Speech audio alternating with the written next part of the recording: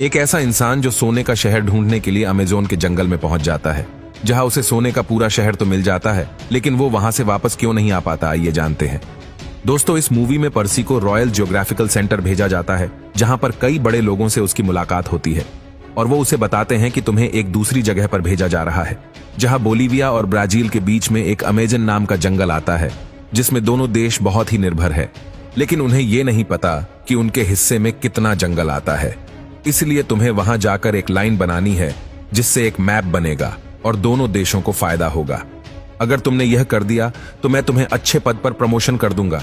अब पर्सी को यह काम अच्छा लगता है, इसलिए वो जॉन को हाँ कर देता है। इसके बाद समय आता है 1906 का। पर्सी अपना सफर शुरू करता है। उसे एटलांटिस ओशियन से होते हुए अमेज़न के जंगल की ओर जाना है, जहां एक मुसीबत उसका इंतजार कर रही है। दुनिया का एकमात्र ऐसा जंगल जहां पर 20 से ज्यादा तरह के आदिवासी ग्रुप रहते हैं और इस एरिया में इतने ऊंचे और घने पेड़ है कि सूरज की रोशनी जमीन तक पहुंच ही नहीं पाती।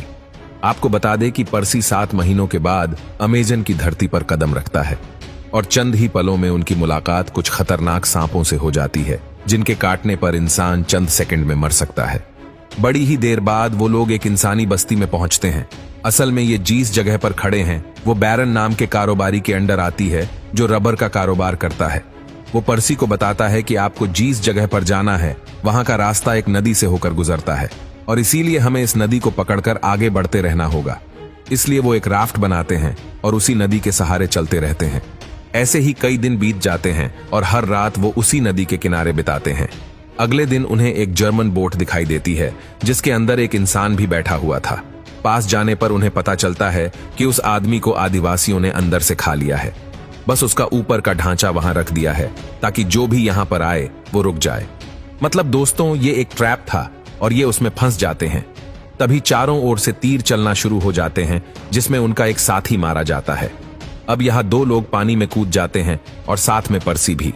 पर तभी सारी पिराना मछलियां आ जाती हैं और उन्हें नोच नोच कर खाना शुरू कर देती है। लेकिन सही समय पर पर्सी जैसे तैसे खुद को बचा लेता है और ऊपर आ जाता है। कुछ देर आगे चलने के बाद वो गुलाम आदिवासी कहता है कि जिस झरने के पास आप लोग जा रहे हो उसके पीछे बहुत ही घना जंगल है और वही एक सोने का शहर है, जिसे ढूंढने के लिए यहाँ पर कई लोग आए थे। लेकिन कभी वो वापस नहीं जा पाए, क्योंकि उन्हें उस सोने की चमक के आगे कुछ नहीं दिखाता। लेकिन पर्सी को ये सिर्फ एक कहानी लगती है। जैसे जैसे दिन बीतते जा रहे थे, इन लोगों के लिए मुश्किलें और बढ़ती जा रही थीं, क्योंकि इनका खाना खत्म हो रहा था और इसी को लेकर उनके बीच में लड़ाई भी होने लगती है। लेकिन पर्सी सभी को शांत कराता है। तभी वो आदिवासी उन्हें बताता है कि हम अपनी मंजिल पर पहुंच गए हैं, जिसके बाद वह लोग शिकार करने में जुट जाते हैं ताकि आज के दिन का खाने का जुगाड़ हो सके। पर्सी मेजरमेंट ले लेता है और अपने काम को पूरा करता है। लेकिन बीच बीच में उसे कई जगहों पर कुछ निशान मिलते हैं जो किसी रिजवल की ओर इशारा कर रहे थे। एक जगह पर उसे कुछ मिट्टी के बर्तन और गोड्स की मूर्ति भी दिखाई देती है, जिसे देखकर वो समझ जाता है कि उस आदिवासी की बात में जरूर कुछ ना कुछ सच्चाई है। लेकिन ये सारी चीजें देखकर उसके अंदर अब क्यूरोसिटी बढ़ जाती है कि वो उस सोने के शहर को ढूंढेगा, क्योंकि वो निशान और सबूत उसे साफ बता रहे थे कि यहाँ पे बहुत कुछ एग्जिस्ट करता है। और यही बात वो हेनरी को भी बताता है कि शायद यहाँ आसपास एक ऐसा शहर है जिसे खोज लेने पर हम पूरी दुनिया की भूख मिटा सकते हैं। लेकिन अभी उन्हें घर जाना है, इसलिए वो राफ्ट को लेकर वापस घर आ जाते हैं और महीनों का सफर करने के बाद फाइनली वो लंदन पहुंच जाते हैं। लेकिन उसके दिमाग में अब कुछ और ही चल रहा था। वो था दी लॉस्ट गोल्ड सिटी। लंदन आने पर उसके लिए एक डिनर पार्टी रखी जाती है।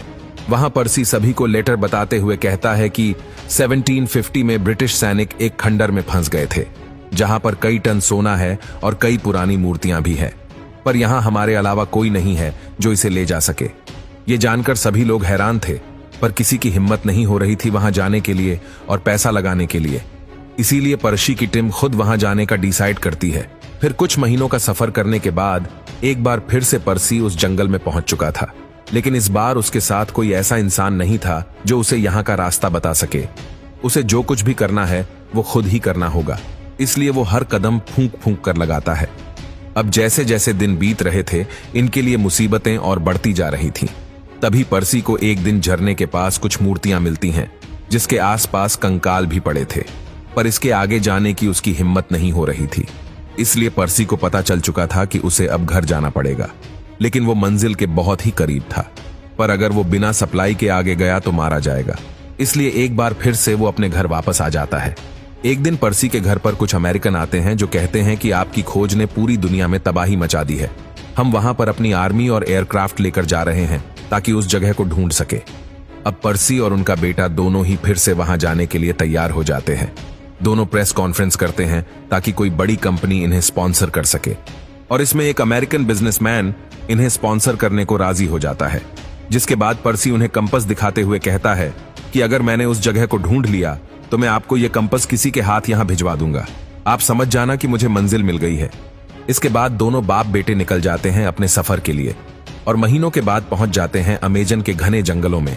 तभी उन्हें सामने कुछ कबीले के लोग दिखाई देते हैं जिसे पर्सी बात करने की कोशिश करता है, पर वो लोग इनकी बात नहीं सुनते और इन्हें मजबूरन वहां से भागना पड़ता है।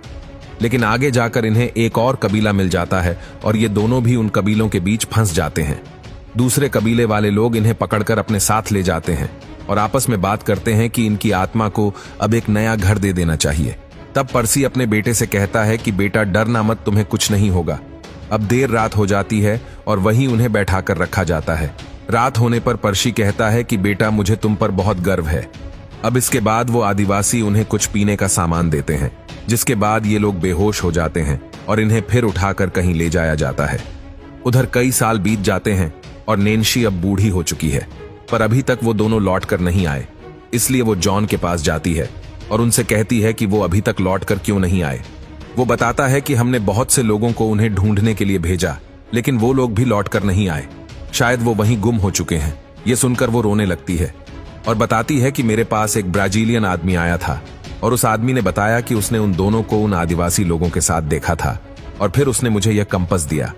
जब उस कंपस को जोन देखता है तो शॉक होकर खड़ा हो जाता है, क्योंकि जाने से पहले पर्सी ने कहा था कि अगर उसे वो गोल्डन सिटी मिल गया तो किसी के हाथ ये कंपस उस तक पहुंचा देगा, यानी कि दोस्तों उसे वो सिटी मिल गया है।